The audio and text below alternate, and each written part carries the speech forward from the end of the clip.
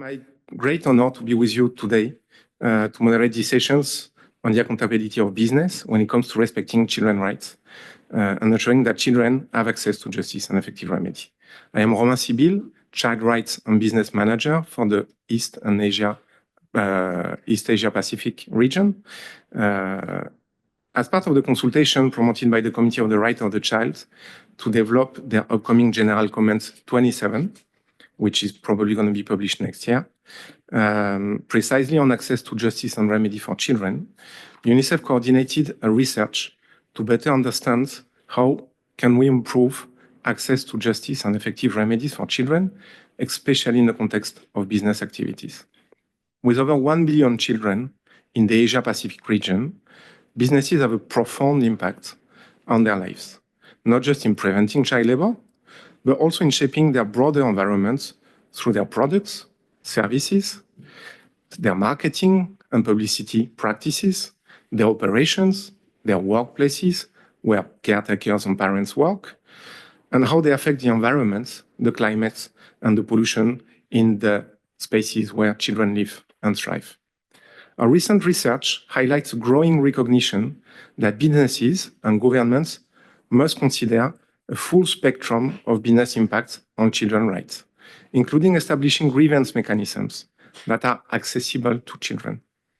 Despite progress, significant challenges remain, such as low legal literacy, especially in rural areas, limited resources to support children seeking justice, marginalized groups are particularly vulnerable, and it's critical that we improve the awareness on children's rights among families, legal professionals, and business alike. Also, emerging technologies, including AI, offer both opportunities and challenges in addressing these issues. But the focus must remain on strengthening legal frameworks and ensuring business upholds children's rights in aspects of all their operations. Today, we will hear experts from different backgrounds share their views and propose solutions to facilitate the access to remedy for all children whose rights are affected by the activities of businesses. But first, let's watch together two messages from Anne Skelton, the chair of the CRC. She expressed she would love to have been able to be with us today, but she was in the General Assembly and the Summit for the Future happening this week in New York. So it was a bit complicated for her to fly in and back to Bangkok. And from Surya Deva, who's also very apologetic because he's in Bangkok in another session, but he shared a video message with us, and he will sure be happy to engage with you after the session.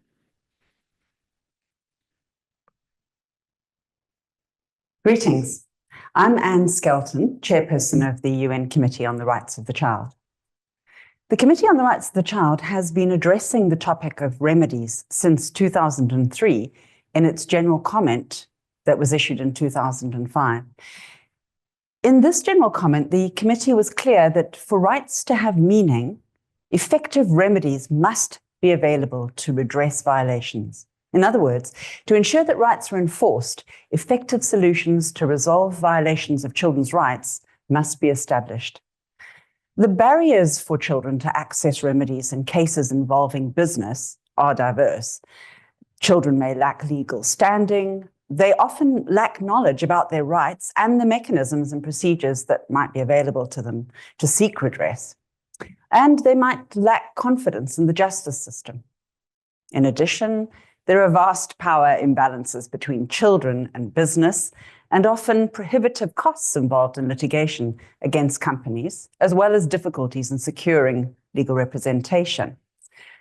As noted by the CRC Committee's General Comment 16, the way in which transnational corporations are structured in separate entities can make identification and attribution of legal responsibility to each unit challenging. Access to information and evidence located in different countries can be problematic, and legal aid may be difficult to obtain in foreign jurisdictions. So this all means that besides the legal hurdles, children face a longer period of time to access justice and to receive the remedy that they're entitled to. In this context, it's important for each state to review its domestic legislation and engage in law reforms to provide more accountability for business entities. General Comment 16 noted that states are not relieved of their obligations under the Convention when their functions are delegated or outsourced to a private business or even a non-profit. A state will thereby be in breach of its obligations under the Convention where it fails to respect, protect, and fulfill children's rights in relation to business activities and operations that impact children. So, it's crucially important for states to ensure that all business enterprises, including transnational corporations operating within their borders, are adequately regulated. It's also really important that laws and courts must recognize the legal standing of children to lodge complaints before judicial and other authorities, recognize children's right to free legal assistance, and extend the statutory period of limitations for cases involving business sector. These, I think, are just some of the specific measures that states must take to ensure solutions and the effective realization of children's access to remedies in Asia and the Pacific. Finally, I believe it's critical to emphasize that countries of Asia and the Pacific should consider ratifying the third optional protocol to the Convention on the Rights of the Child on a communications procedure. Currently, 52 states have ratified this third optional protocol, primarily countries in Europe and South America. Among the countries in the Asia-Pacific region, the only signatories are Thailand, Mongolia, and New Zealand. One of the main goals of the Third Optional Protocol, or OPIC as it is commonly referred to, is to encourage states parties to develop appropriate national mechanisms to enable a child whose rights have been violated to have access to effective remedies at the domestic level. But of course, if a child does not get justice at the national level, then they can bring their complaints to the committee. Under OPIC, the committee has already dealt with a case involving corporations and extraterritorial harms caused by their activities. That was the case of Saki versus Argentina and others, which expanded the scope of extraterritorial jurisdiction in relation to environmental protection. The committee noted in that case that when transboundary harms occur, children are under the jurisdiction of the state on whose territory the emissions originated if there is a causal link between the acts or omissions of the state in question and the negative impact on the rights of children located outside the territory, when the state of origin exercises effective control over the sources of emissions. The committee then concluded that the state party has effective control over the sources of emissions that contribute to causing reasonably foreseeable harm to children outside its territory.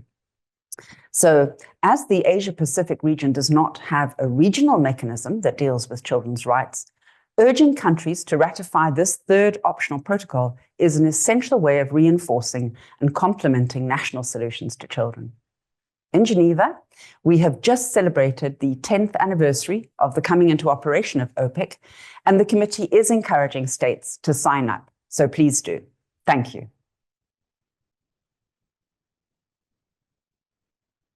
And we will watch now the video from Surya Deva, UN Rapporteur on the Rights to Development. Hey, Surya, thank you for making the time. Thank you for being with us today in the session. We really wanted to be able to discuss with you today about the challenges that the region faces in terms of the guiding principles on business and human rights, and in particular the Pillar 3 on access to justice and remedy. Thank you for having me. First of all, I mean, it's a bit odd that I'm here in Bangkok at the forum, but I'm not able to join the session in person because of a conflict, but it's my pleasure to share some thoughts.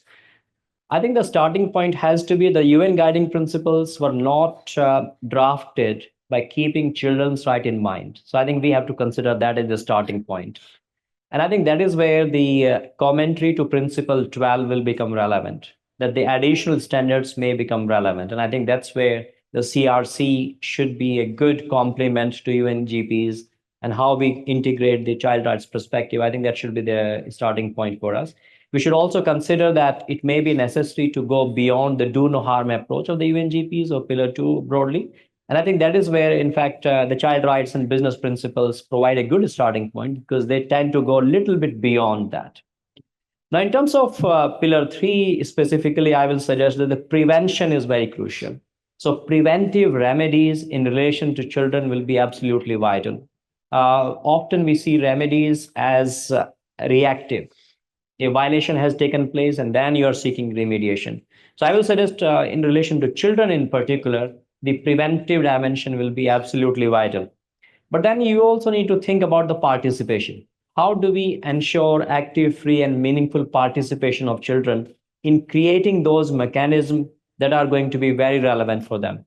And I think that participation again has to be keeping in mind the heterogeneity, because children are not a homogeneous group like we are not as adults, right? So how do we bring in that intersectional lens? That will be very crucial. And my last point is about do not ignore the parents. We have to treat remediation for children from the perspective of the ecosystem. So the rights of the parents, caregivers, are also going to have an impact on the rights of the child. And I think we should not miss that connection. Thank you. No, thank you. And you delivered your report recently. Yeah. And you were telling me it was well received, so that's a good news. And you're giving a very strong focus on the children capacity to access justice and remedy. What would you consider might be the avenues that we can explore, and also what particular challenges and solutions you see for the region as well? Sure. I mean, one key challenge is the lack of awareness. So how many children may know about the standards that are meant to benefit them and empower them, whether it is Convention on the Rights of the Child or CRBP or UNGPs, how many children are aware of them? So I think raising awareness is a critical starting point. But I also go further. It's not merely about children. What about the people who are running the remedial mechanism? Let's say judges or NHRIs or NCPs. So whether the people who are running those mechanisms, are they child sensitive? So I think we need to raise awareness amongst children, of course, but we also need to raise awareness amongst these people who will provide potentially access to remedy. The other thing that I would like to highlight is that often we need to make a distinction between child sensitive and child responsive. So what I will suggest is child sensitivity is a starting point. But after you are sensitive, what else you're doing? That is what responsiveness comes into picture. And I think these institutions to provide remediation, they have to be child responsive. They should be able to understand unique challenges that children are facing. Let us say accessibility. Normally what happens is that if my right is violated, I go to a mechanism to seek remediation. But should the mechanism come to a child to provide remediation if needed? And I think that is where we need to look around where children go. Like schools will become very central. Libraries, the playgrounds, where they go for care facilities or within homes. So how do we build in remediation there? That will be very crucial. Last point is adaptability. How do we ensure that these mechanisms are adaptable to the needs of children when their rights are violated? Thank you. Thank you. Okay, now to the speakers, and thank you so much for joining us. I'm very honored to have all of you here.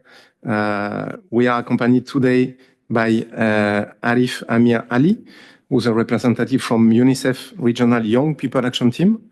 We are also accompanied by Reshma Nair. Thank you, Reshma, Senior Associate at Herbert Smith Freehills. We are also accompanied by Riri Oktrina Malika, Director of Services and Products Asia for the Center for Charity and Business. And finally, by Archana Kotecha, the CEO and founder of the Remedy Project. Thank you so much for being with us. And to get the session starting, we will start with you, Arif, to hear first the voice of young people. Arif, why do you consider that access to remedy in business and human rights cases is important to children? Thank you for that question, Roman, and thank you so much for having me here to speak at this forum. I think it's really important for young people, especially to be part of this dialogue. And thank you again to UNICEF for allowing me to speak here. Before I continue, can I just get a raise of hands of people below the age of 25 in the room? Okay. Well, I don't think that's over the majority or even the majority. But my point is, when we talk about children's rights, when we talk about anything relating to children, or it doesn't have to be children, it has to be, a community, the communities themselves have to be involved. And in particular, what I want to point out is something that we're all aware of, climate change, right? From the Industrial Revolution, in the 19th century until now, the major perpetrators of, the people who have historically contributed to emissions are about 70%, are only like 78 corporations. And all these pollutions have led to climate catastrophes. It has just gotten worse in the recent years. And young people especially have been affected by this, whether they are internally displaced or they have no access to education, or they might not be able to afford healthcare and those kind of things. And as we continue these kind of situations, businesses must be held accountable so that pollution or carbon dioxide emission or greenhouse gas emissions or any exploitation of children can be avoided and should be stopped if it is happening.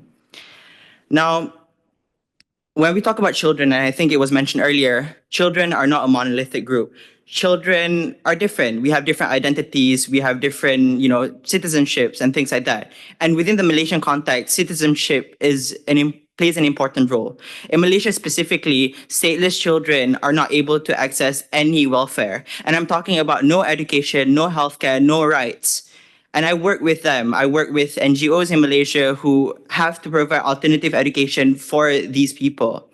And stateless children are not just refugees or their parents come in seeking of, better opportunities for their children. Their parents are exploited.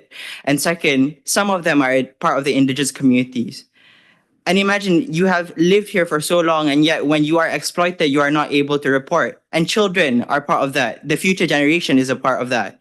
And when we talk about climate change, we also talk about, transition. And when we talk about transition, I mean, we can go on and on about exploitation when we talk about mining, or when we talk about renewable energy projects. Like, for example, the dams that are built in Malaysia, some of them have displaced local indigenous communities like the Kenyah community, which is an Orang Asli tribe in Malaysia.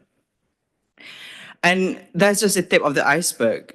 So when we talk about, access to remedy and grievance mechanisms, young people should be included, because all the things that we will inherit as young people, as the future generation, affects us now. How the business operates affects us now.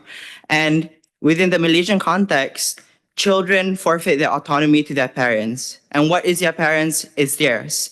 And if the parents cannot afford to report, or their households might not, accommodate children speaking up, then the children are effectively silenced.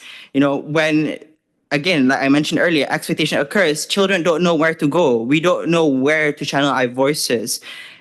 When, up until this panel, even though I do work in climate justice, the words like grievance mechanisms and access to remedy, while I might not be familiar, I already know what it is.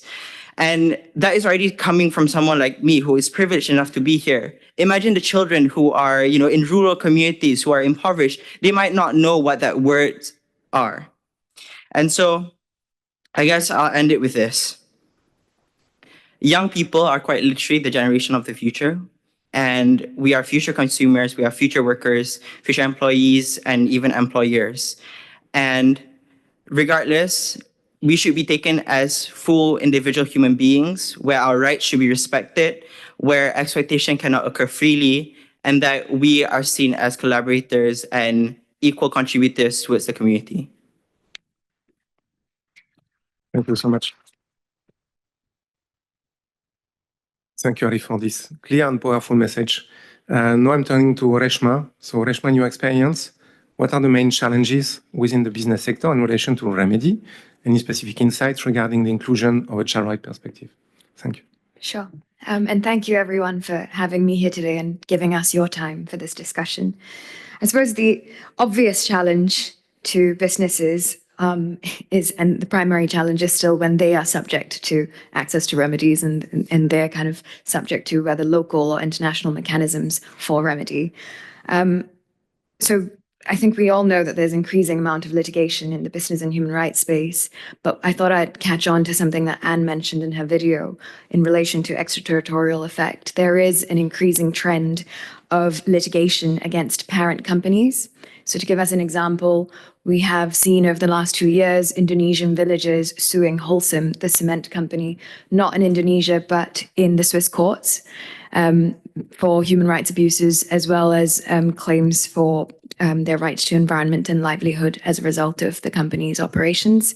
Similarly, there's a series of cases in the UK where the UK courts have been asked to consider, and they have agreed that there is an arguable case that companies owe a duty of care to those elsewhere. You know, that extraterritorial effect that Anne was mentioning. They have a duty of care potentially to those harmed by even their own foreign subsidiaries.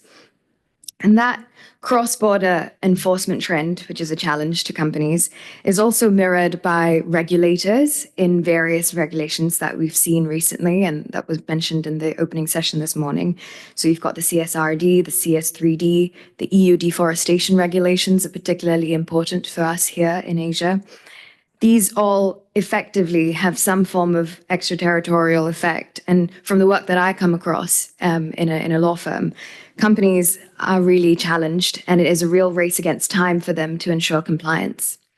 And the common thread in the difficulties I've just highlighted in these cases, because they also tend to highlight where companies are failing to provide or prevent harm, the common thread is a lack of local capacity and control. There is a disconnect between the top-down policies of a company or the top-down regulations that are being passed by regions or the domestic legislature, which means that companies are really struggling to try and implement the policies or the regulations that they're obliged to meet. So if we take human rights due diligence as the first step to start with, the definition is that it's an iterative process through which companies identify, prevent, mitigate, and then communicate publicly about potential and actual harm. But the local capacity issues undermine each of those steps. You can't identify harm if there is no capacity on the ground, say in the context of child labor, to be able to trace child labor in a web of typically very many small supply chains. You, therefore, as a business, tend to rely on undertakings from the very many middlemen that make up this supply chain. But as we've heard in some of the earlier sessions, middlemen are put in a position of conflict of interest that most often they want to have a clean bill of health. They want to keep the economic relationship that they've got going with this large MNC.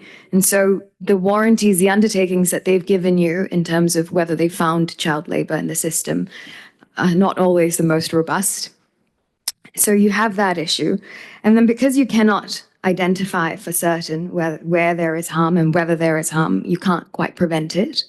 And you also struggle with mitigating it because you also need local capacity to be able to set up the right remedies and the right access to remedies.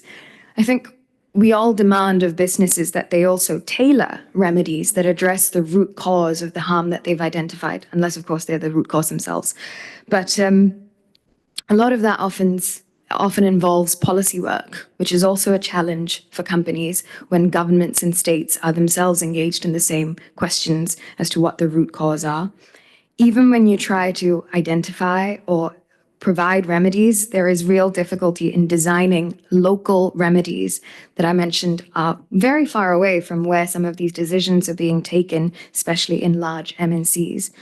So you come back then to the need to actually involve the same middlemen who are providing you the not necessarily very accurate warranties and representations of whether there is harm, because you need to involve them to be able to implement the same grievance mechanism.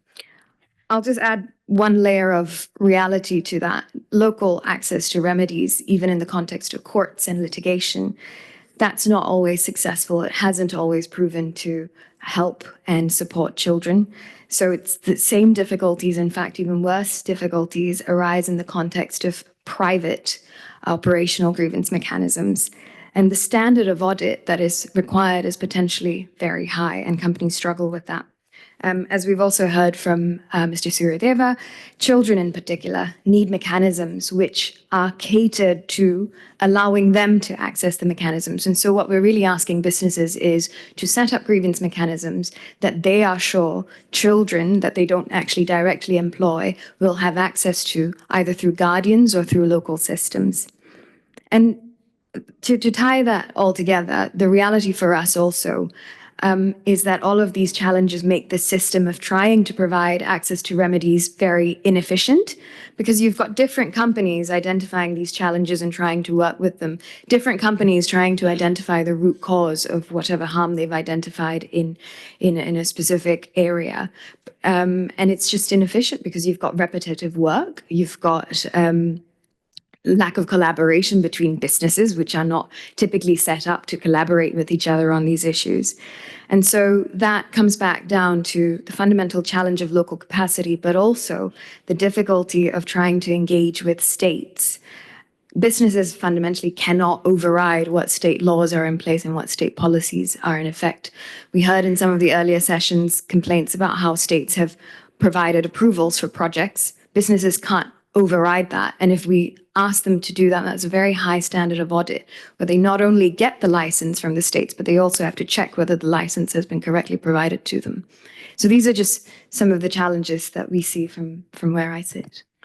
Thank you so much, Reshma.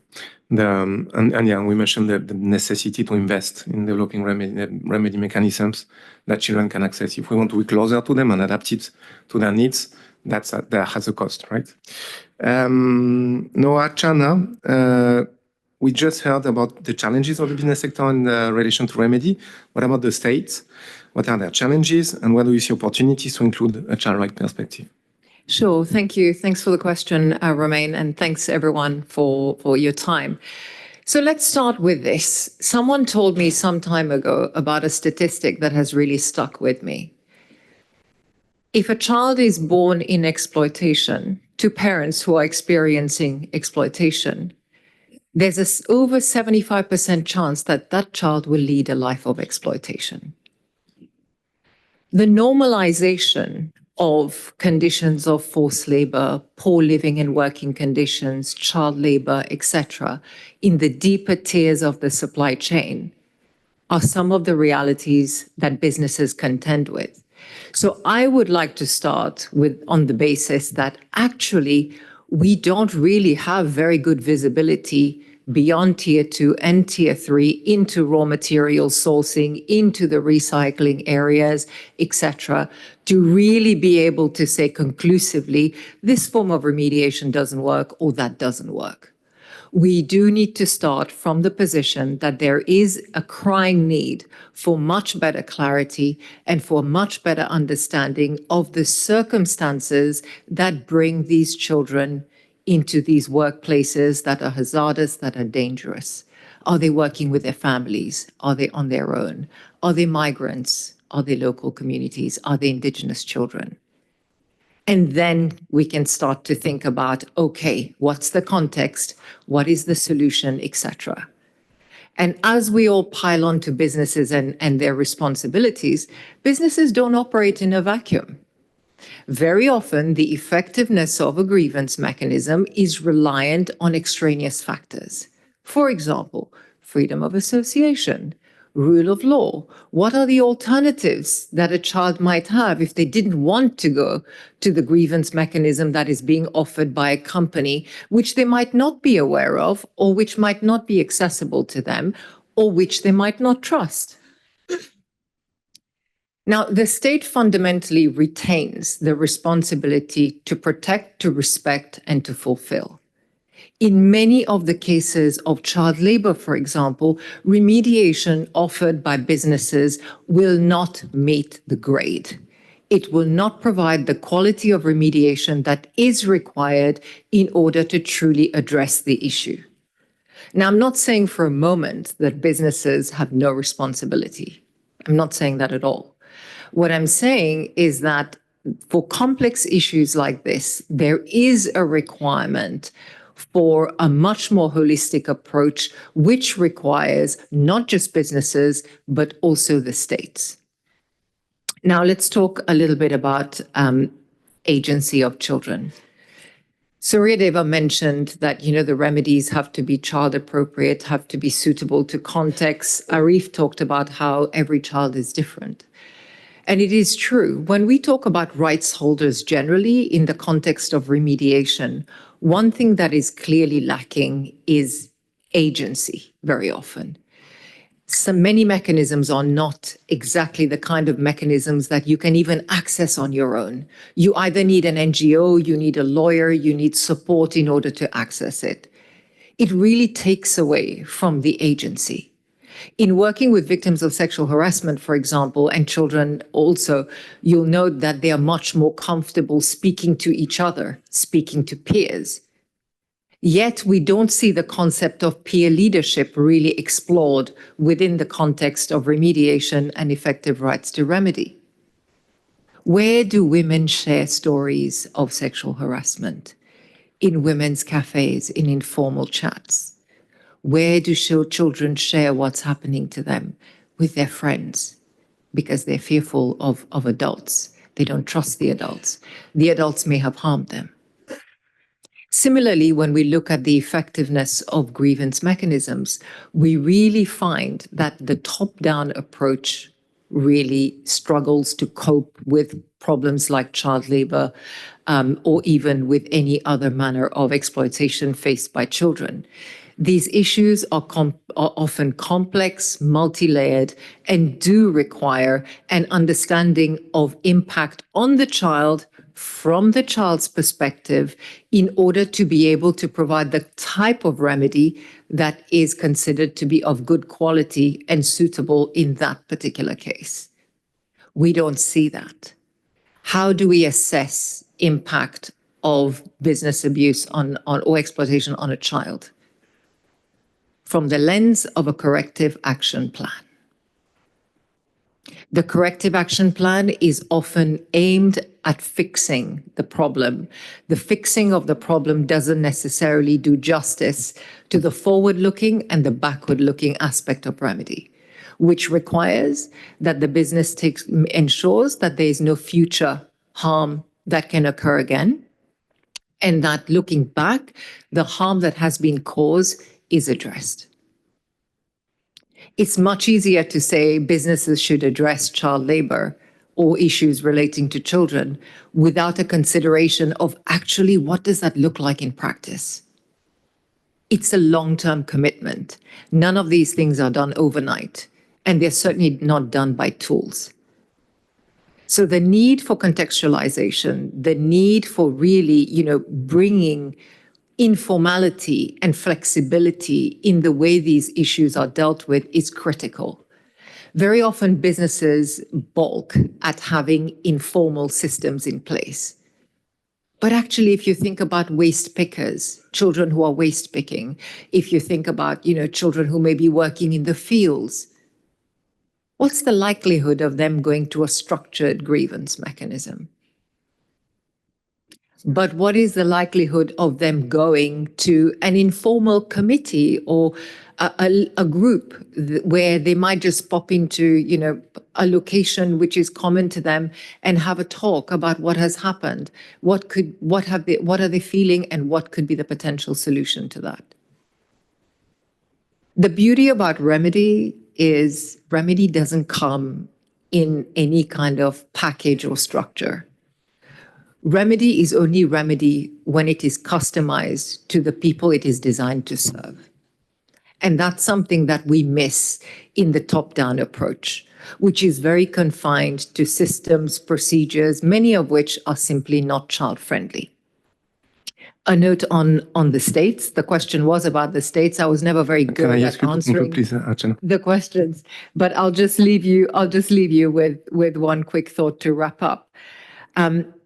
I think states don't always provide the opportunities to include the children's right perspective. Even as you look through children going through, justice systems, whether they're victims of trafficking or other forms of exploitation, it's often a guardian that makes decisions on their behalf. There's very little around the rights of participation of the child, their right to information, or the right to have their best interests considered. So definitely both from the private sector and from states, there's a lot more that can be done in order to bolster children's ability to form part of the solutions that are usually inflicted on them. I'll leave it there. Thank you. Now handing over to Riri. So reflecting on the experience that you have in working with businesses, what do you consider the state should do to promote access to remedy for children in supply chains? Thank you. Thank you so much, Roman. And I think, I want to build on what Reshma said in the beginning, that there are different leverage, different resources, that different types and size of companies across the supply chain in redressing the needs of the children in their supply chain. Actually, this morning at 8 a.m., I had a call with my team in Bangladesh over a factory with workers, only 30 workers. So it's pretty small. It's like slightly bigger than a warehouse, probably like a workshop. Then we found at least 8 of the 30 workers are child labor. They were age 15, 14, 3 of them, and the other 5 is under the age of 14. One of them actually only 10 years old. And this company, this factory, small factory, supplying to one of the well-known Swiss company, let's say. The discussion this morning was on who needs to pay for the cost. We did already the investigation, we assessed the case, and to remediate, remediation means that we have to reinstate the rights of the child labor before they were exploited in a child labor situation. And to do that for these 8 children, it will require $90,000 US. Can you imagine a small factory with 30 workers only need to cover nearly $100,000 US to remediate 8 child labor? So maybe it's something that we have to put in our mind, right? That child labor remediation, to do it properly and correctly, it's not cheap. So it has to be borne by different level of the supply chain players, from the buyers to the suppliers to the sub-suppliers and all of the parties involved.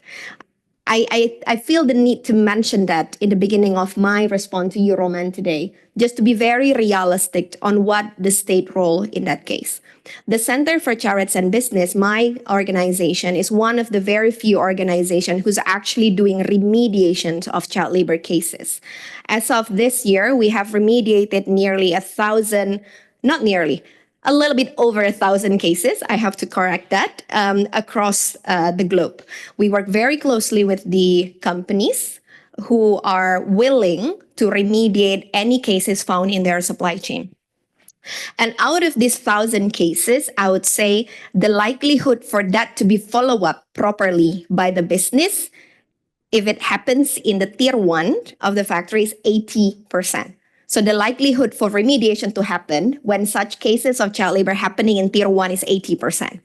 But it drops significantly to only 50% if that happens in the subcontracting level. You see, the deeper we go into the supply chain, the likelihood for children to get access to remedy is lower. And then it even becomes very much lower to only 20% of our 1,000 plus case that actually can get access if the situation of child labor happening in the unauthorized subcontracting level. Because the leverage of these companies, like the buyers, get even, thinner when we go deeper in the supply chain. And we work in different countries across Asia. We may not be working with the government directly, but we work closely with business and we understand the challenges that they are facing when they're operating in a country where the government focus is just policing them, right?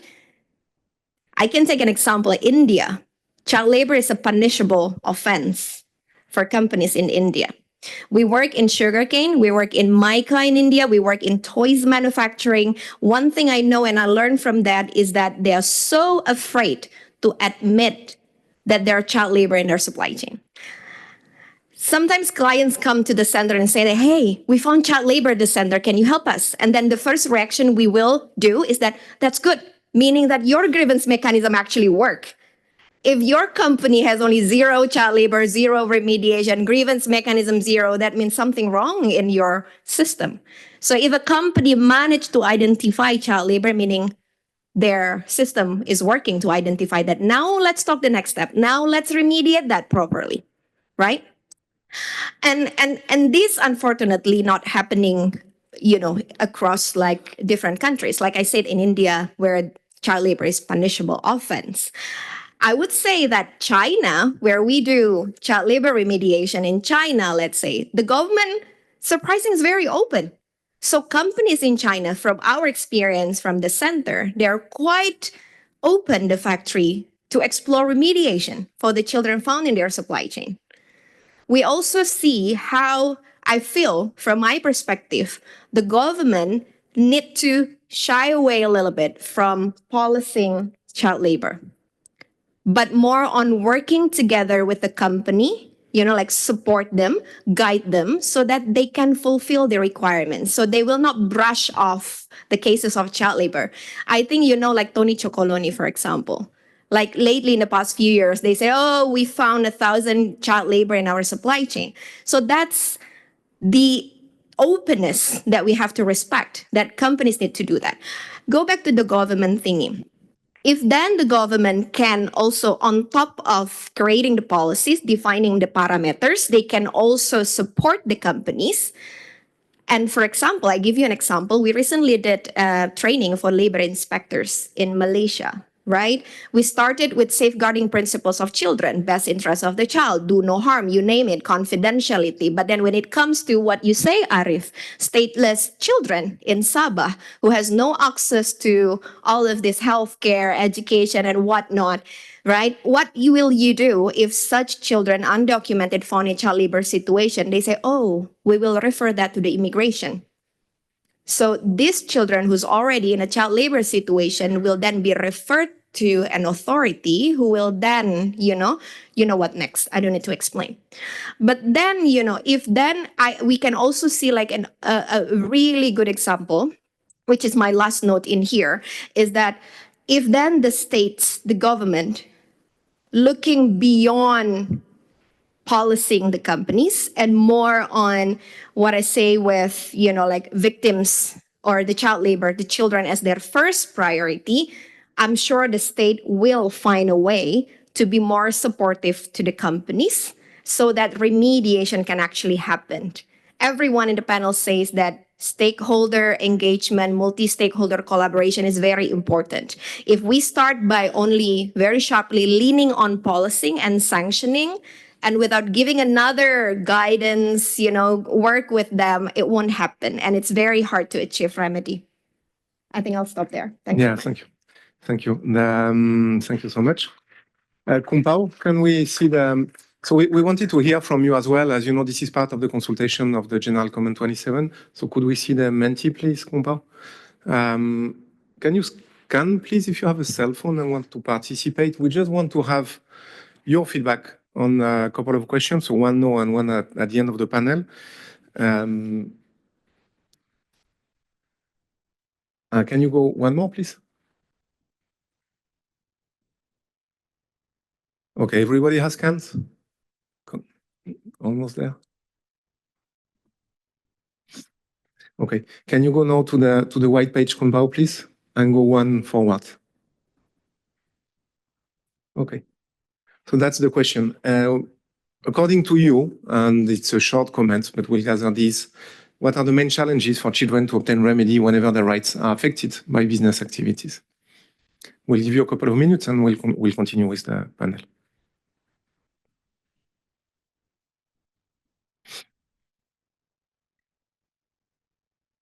Thank you. Maybe I can read some of them. Not enough of representation, of course. Fear of retaliation for speaking out, accessibility, lack of awareness of their rights from children, fear, access, lack of awareness, guardian as maybe a limitation, lack of reporting, unreported cases, undocumented child, we mentioned that, access to rights. Could you maybe, Kumpao, go a little down? Yeah, thank you. Retaliation again, access and availability again, the cost, we mentioned that, investing in making these mechanisms close and accessible to children, supplier awareness, lack of information, access and participation. A little lower, Kumpao, please. Yeah, lack of awareness. So there are a lot of sensitization to do, right? Can we go back now to the presentation? You can still input, please do that. We'll have another question later, but I'm continuing with the panel now. So thank you for your feedback. This is very useful. So now I'm turning again to you, Reshma, and I will ask all of you to maintain your response to 3 minutes max, please, because you've been very generous in the first question. So Reshma, can you tell us a little more about successful experiences within the business sector to actually provide remedies for children right abuses? What does that look like in practice? Sure. I suspect my answer on what has been done successfully is going to be a bit shorter than what the challenges were. And maybe I'll start with this. Riri just ended off with saying maybe sanctions are not always the right answer. I, on the other hand, have some hope for sanctions when it relates back to businesses, in that, we've just seen the CS3D come into force. We have the EUDR coming into force next year. There is a real issue of sanctioning companies and, import bans that will catalyze their reaction, their scrutiny of their grievance mechanisms, their supply chains a little bit more. So in that sense, I'm hoping that we will see more success stories come in the next few years. One point also very quickly, it's quite hard to identify good success stories because there is what I would say the equivalent of green hushing in the human rights space. 15 years ago, a company would fall over itself to talk about the stakeholder engagement projects and the benefit that it's bringing to a company. Now they're a little bit more afraid to do that because there's so much scrutiny leveled against them. It's no longer a question of have you been negligent, but often have you been negligent as against the policies that you've in fact published on your own website. And so that tends to keep people silent, which of course only hurts the community in the sense that we don't get to learn from each other. But there are some good examples. In my experience, I find that companies that have simplified their supply chains are doing well. I didn't have a lot of time to get into the complications of having a very long and web supply chain, but companies, for example, in the gem industry, luxury brands have moved away from buying, say, gold from the gold market of suppliers to identifying specific suppliers that they want to work with. What this does is it lets them, of course, their risk profile is a bit higher because now they rely on 3 to 4 suppliers instead of 20, but that does allow them to invest in their relationships with these suppliers. They have a much better sense of what's going on in the factories, perhaps identifying even the factories that they are getting their materials from. And that investment is actually contrary to what I said earlier about inefficiency. Here, it is very efficient because while the big purchasers may only have 3 suppliers, those 3 suppliers will be providing materials to, say, 15 others. And if you push down standards to this entity, that is going to catch on and actually create some positive externality for the other purchasers out there. The reverse is also, funnily enough, true. Some companies have done very well when they went very big instead of simplifying their supply chain. So Riri mentioned Bangladesh earlier in her kind of call this morning. One thing that Bangladesh has had is it set up the Accord safety complaints mechanism for the textile industry because they realized that grievance mechanisms within supply chains where people were intending to go to their own factory owners weren't working. So they went big. Instead of localizing it for each factory, they've set it up across the industry, and that's also proven to work very well. I suppose one final point, if Roman doesn't boot me off with music, purchasers are now starting to think of how they deal with identified harm. Previously, say in the Tony Chocolonely example, you identify the harm, you wonder whether you work with them, you try to remediate, you work with the supply chain. I'm seeing more and more large companies actually take a very strong immediate termination stance. It's, we have yet to see whether that actually will work or whether that will hurt us in the long run, but it is a consideration that companies are taking into account. And again, that sanction, that threat of termination may just galvanize a little bit more action. Thank you. Thank you so much. Now turning to Riri, in your experience, can human rights impact assessments with a child right perspective facilitate the prevention or the remediation in that case?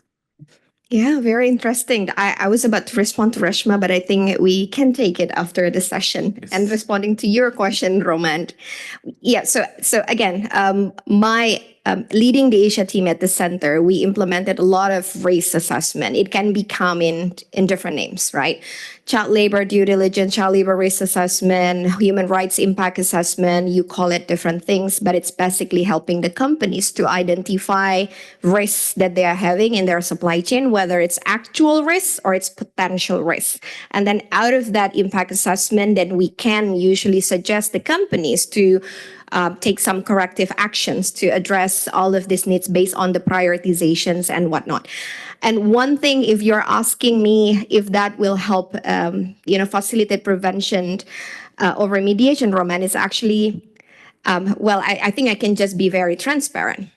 With the right methodology, of course, that can't. But the issue that we often see in our daily work is that companies are ready to pay for the impact assessment, but they don't put budget in their bucket to actually follow up what comes out of that assessment. I see smiling faces in this room. But that's the reality, right? When they know that, oh, it's going to be la la la, and then they will say, oh, shoot, we have to do this next year. We don't have budget this year. So we at the center, again, because like everyone in here, I think working while they're joining the forum. Again, I also had a call yesterday and asking, okay, you want us to do the impact assessment. My next question is that what are you ready to do after that impact assessment? Are you ready to follow up on that result? Because if not, then that's really sad. In Papua New Guinea, I did interview a woman who in Wau province, and then she said that in her last pregnancy, when she was 9 months pregnant, almost giving birth, and I'm quite emotionally shaken that time because I was just giving birth when I did this. And she said that she needs to walk 5 hours just to go to the main road with 9 months pregnant. And then after that, take the vehicle, public vehicle for 2 hours and go to the hospital. And then paid out of pocket for the hospital cost for the baby delivery because apparently she needs surgery. And we put that in our impact assessment report. How there is no grievance mechanism to access in the deeper supply chain of your coffee. Then the response was that, yeah, can you give us the low-hanging fruits that we can do tomorrow or next month? There is no easy fix to that, right? So if you're asking me this question, Roman, I think I ask everyone in the room, if there are companies in here, to make sure when you do assessment, when you identify whatever risks in your supply chain, be ready to also put the money in the bucket to follow up, and correct that situation. Thanks.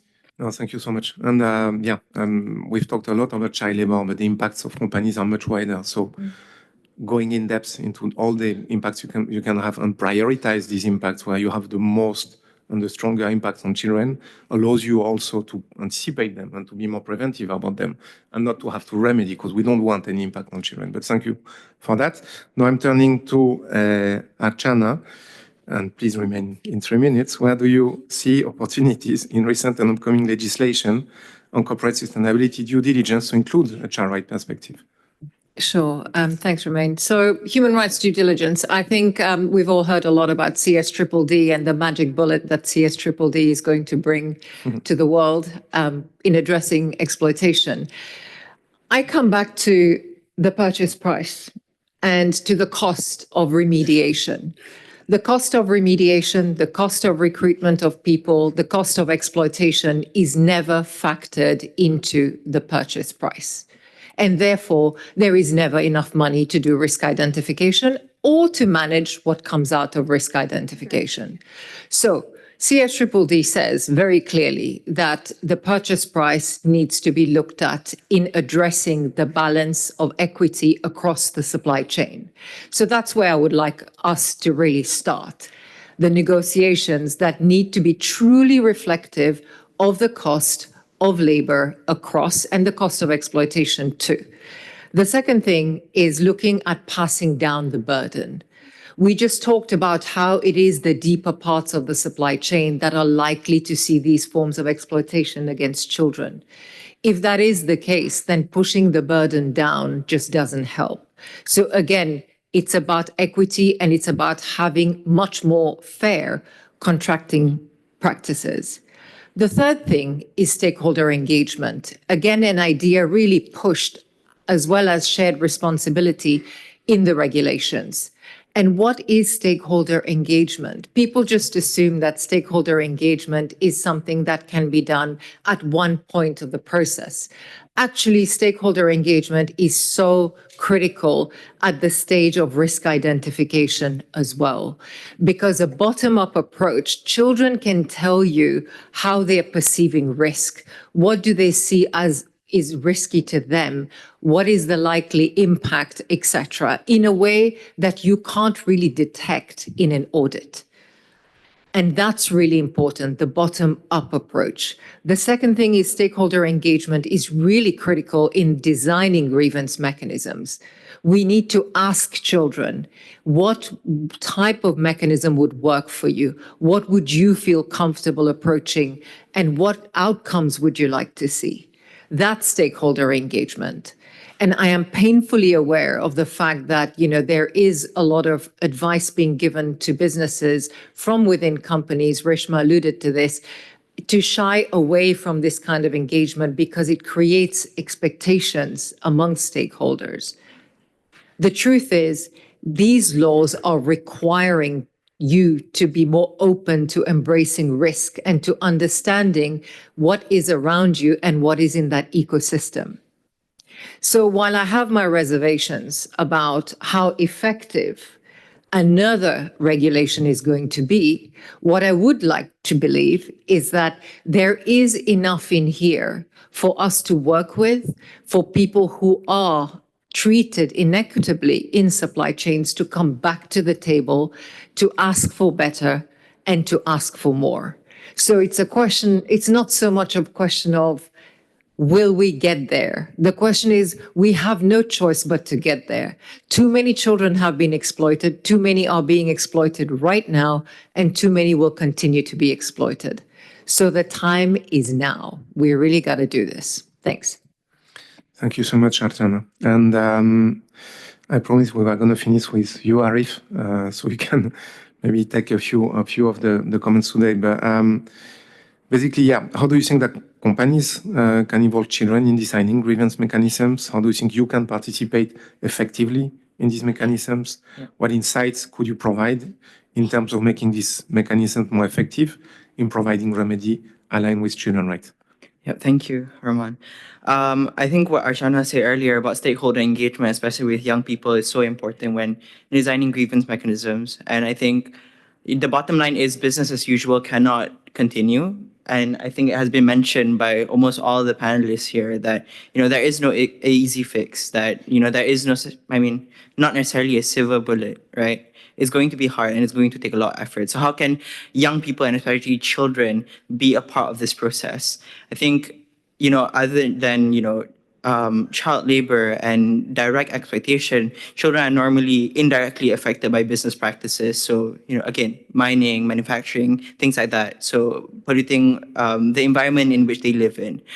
So I think how businesses go about identifying the children who are actually able to, say like, okay, this is what's happening, this is what we need, and this is, the systems that you must have in place. So businesses, should go to the ground, work with communities, work with, NGO networks and civil society networks, as well as youth groups. We are here and we are ready to collaborate. We are ready to, provide our insights because we work with the communities. We work with children. We work with young people. Be that, it can be environmental, it can be education, it can be human rights, those kind of things. Young people should be seen, as I said earlier, as collaborators. We might not be able to repeat the technicalities of certain things, but young people and children are experts in their own right? So it might not be numbers, but their life experiences color the way that they see the world, color the way that they might be able to respond to certain questions and what are their priorities, as mentioned earlier. And so young people, when being consulted or being asked to co-design these systems, need to be continuously engaged, need to be continuously, followed up by these people. And when we use our voice, we don't want our voices to just be up in the air. Like, okay, we tell you these are the problems, and then we don't know what's happening. We don't know if these things are going to take into consideration or be useful at all. And so when that happens, more and more young people feel hopeless. Like, there's no point for reporting. There's no point with working with businesses. So how exactly are we supposed to access justice if even the channels that supposedly we're supposed to design together is not actually used appropriately? And so I guess the final part is when, I guess it's not necessarily specific insight, but more of when you consult young people, when you consult children, especially when it comes to technical things like this, create an environment where they actually feel safe to speak, right? It can be either, I think I was speaking to a UNICEF colleague yesterday, where it can be you do a separate consultation with young people and then have an adult bring all their messages there, be that anecdotes, statistics, things like that. Humanize these issues and localize these issues so that children can actually understand, and provide them the adequate training, the adequate funding, and adequate resources and support necessary. And finally, for young people, it's for children especially, I keep saying young people, but especially children, it is intimidating to be in those spaces where you're able to voice your opinions, where you're able to, specifically grievance mechanisms. And I'll wrap it up here. Support is so important, and I've stressed it just now, and I want to stress it again. Support is very important. It's very intimidating for young people to be here, but we are part of the ecosystem, and for effective grievance mechanisms to be available, we need to be looped into the process. And of course, there must be transparency and accountability that these promises will actually be followed through. Thank you, Arif. Quite compelling. I have nothing to add. Maybe just Mumpao, if we can jump to the Menti again to hear you. And if there is any question from the public meanwhile, it's the same. So if you didn't close the browser, you still have the access. But yeah. And can we show the next question then? Can you jump one step ahead? Yeah, exactly. Or you have the number of the Menti, you can connect directly. Please share your thoughts. Again, this will be captured to provide recommendations for the upcoming General Comments 27 on access to justice and remedy for children by the Committee of the Right of the Child. Please, if anyone has a question or comment, the floor is yours. We are a bit over time, but it's important to receive any comment question. Yes, please. You push the button on the lower part on the right? Yeah, then you can speak. Yeah, so my name is Karthik Kapulapati. I'm a high school student from the United States representing Rare Gen Youth Network, which is a civil society organization focused on preventing institutional barriers that stop individuals with rare diseases from accessing equitable services across sectors such as healthcare, business, and government services. So as we strive to increase access to effective remedies for all children, what measures can be taken to increase the representation of especially vulnerable groups such as children with rare diseases, as well as direct consultation with the youth and members from these communities in the decision-making process regarding remedy pathways and creation? Anyone from the panel would like to take that one? I'll hazard a very brief answer just to say that, it's like with everything else, you need to understand the population that you're trying to support.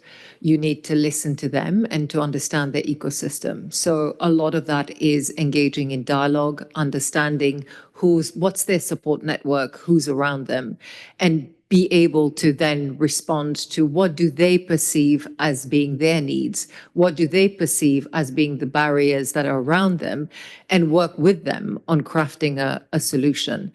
And inclusion happens at all levels. It happens in the policies, it happens in communication, it happens in engagement, and in the implementation of any measures that might be put in place. But I think Arif mentioned a very important point. You don't just set something up and then it's done.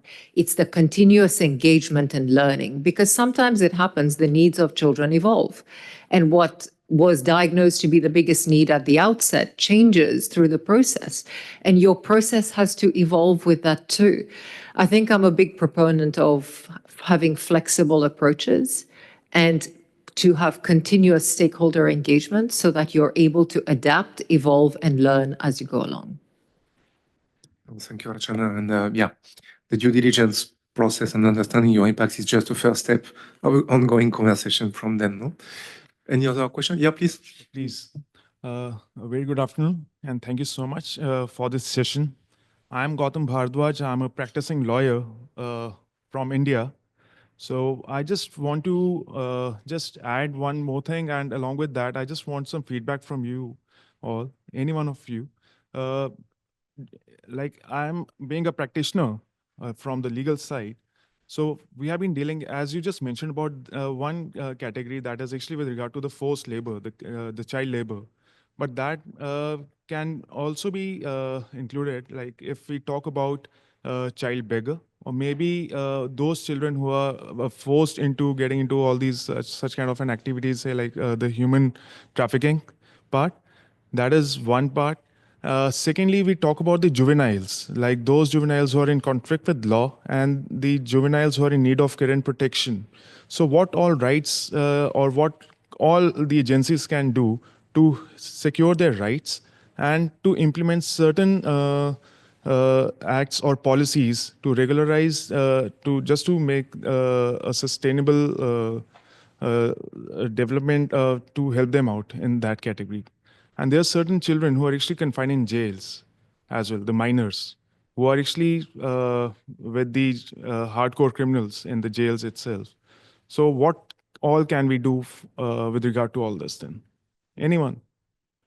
I think I'm very pleased to answer your second questions. I think that's very intriguing that we haven't touched throughout this panel about the access to decent work for youth, right? When we say young workers, juvenile workers that you are saying, at the center, we do focus on this group as well. They are basically above the minimum working age across different countries. ILO convention set the minimum age at 15. Many other countries, sometimes they put it like 14. In India, in Bangladesh, it's also 14. In China, it's 16. In Vietnam, it's 15. Indonesia, it's 15. But then they are still below the age of 18, right? Technically, they are children. They're not yet adult, but in front of the labor law, they also have the rights to work. And this group of people, I would say, is the most vulnerable age group. Why? Because they are not fall in within the compulsory education age. I'm taking example of my beloved country, Indonesia, let's say. The compulsory education age in Indonesia is 14 years old, which means the government will channel all of the budgets to make sure that we have schools until junior high school to the remote areas of Indonesia. We have sufficient and trained teachers to make sure children in Indonesia can enjoy education for free until the age of 14, right? You follow me until there. But then once they graduated from junior high school, children in these remote areas do not have access to senior high school. They have to travel 1 hour, 2 hours by boat, or by car or public transportation. So end up, we have a really high number of children dropping out from school after they graduated from their compulsory education age. The juvenile workers, sir, that you are saying is this group. They are above the compulsory education age, but they're not yet 18. On the other hand, all of the good companies, factories, plantation, farms, shops, hotels, whatever, they're closing their doors from this type of youth. Oh, we only hire at 18 and above. If you're below 18, we cannot hire you. But these children, they cannot enjoy school because it's no longer compulsory education. They don't get it for free. They have to pay. They don't have money. They have 3-4 siblings at home. Need to provide food on the table. Then the parents start relying on them to start earning money. When they want to earn money, these juvenile workers, age 15 to 17, they cannot knock the door of the good, decent factory with uniform, with ATM card paid every month through ATM card with contract, health and safety standard and whatnot. They end up where? Working in small shops on the road without any protection, without any job security, without any contract, work overtime excessively, 12, 15 hours, and end up with very minimum payment every month. This is where I think the sustainable development goals, also making sure access to decent work for youth. When we say youth, it's the age of 15 until 24. We are not only talking about young adults. We are also talking about these very vulnerable, out of school, out of education, out of training, out of job kids that may end up in a child labor situation. So responding to you, I do think businesses should be more inclusive. Archana mentioned this about inclusivity, that they are also opening their doors to children who are above the age of minimum age to work, but at the same time, they also not in school anymore, that it's not an option. I do found cases, sir, for example, they're 16-year-old working in a rattan supply chain. They stopped going to school at the age of 10 years old. Is the child labor remediation then sending this kid back to school while he's already left school for 5 years? Right? It's not. So what I'm saying is that sometimes access to decent work for youth is one of the best way to do remediation. And one note, I think I'll rest my case in here, is that if we do child labor remediation properly, in a good way, comprehensively, it's actually the best way to do child labor prevention. From my experience, we are super rare, there are, I would say, but we are super rare to do remediation in the same company twice. Because once they do child labor remediation properly one time and they know how much it takes, on changing their system, capacity billing and on, in the future, the likelihood for them to have another child labor in their supply chain is sinking really low. Thank you. And can I just make a very quick pick up on that? Children who are trafficked or who experience forced labor, who are beggars or forced to commit petty crimes, etc., are very stigmatized. And very often the systems that are meant to protect them by the state fail them. And you don't see a meshing of child protective services and other services who are really picking up and stepping into a more sort of supportive and protective role. So those children are let down and are extremely vulnerable and continue to be exploited all the way through. In those cases, remediation by the state is something that really falls woefully short. And unfortunately, there's too many children like that. And remediation is never simple because it's a continuous process of ensuring that those children don't end up in that situation again. And that takes a lot of investment from the state. No, thank you, Archana. And I think what you're saying about business is doing once the remediation mechanisms, then learning from it. We'd love to see that in children that are lacking protection systems, protecting them, doing the same, right? And being able to learn from it and making sure that the child actually doesn't start working when they're 10, but can be in school until the legal age at least. Any other question or comment? Yes, Thank you please so go ahead. much. My name is Sarvesh Ramakrishnan. Thank you for calling on me to ask a question. I'm representing the University of Tulsa in the United States as an undergraduate medical entrepreneurship student. Reshma, I think you touched a little bit on the barriers in the rural community I live in and survey children's health. Many of the residents noted that regional hospitals provide increased access to children's care in densely populated areas, but create an institutional barrier to healthcare in rural communities. How do you think hospital systems in specific can be accountable for equal accessibility to children's healthcare, especially in countries where healthcare is a business? This is a tough question. I suppose the difficulty in answering this question is that if you're looking at hospitals or the medical business, I mean, it's fundamentally a business. So we can't go up to them and ask, well, why have you not built the same number of hospitals in the rural areas? There are obviously dynamics in terms of economics at play. The question is that best put to businesses, or would that have been a policy question at the time of project approval? Should the state have said, for you to build a hospital that is a private hospital in the densely populated city area, you must also, contingent on your profiteering there, build elsewhere or have outreach programs, have weekly visits to these rural areas? I'm not going to profess that I'm a policy expert, but I think that's where we have to be conscious of the interplay between business and asking businesses to be accountable, but also remembering the role of the state in often also considering or allowing these businesses to proceed in the first place. An example, I know it's not the question that you asked in relation to medical care, but a very clear example is typically in relation to the environment and project approvals. It is the state that allows a coal mine to get started and give them the license for the land and for production and for power capacity. And so there is a question of where do we make that decision after the hospitals have been built or before? Thank you. Maybe we can take, yeah, please. Thank you very much for very insightful presentation and discussion. My name is Tauhid. I work with UNDP Myanmar. I was just looking at the context of Myanmar. So whenever you are sharing the experiences, which is basically from the situation where state is functioning.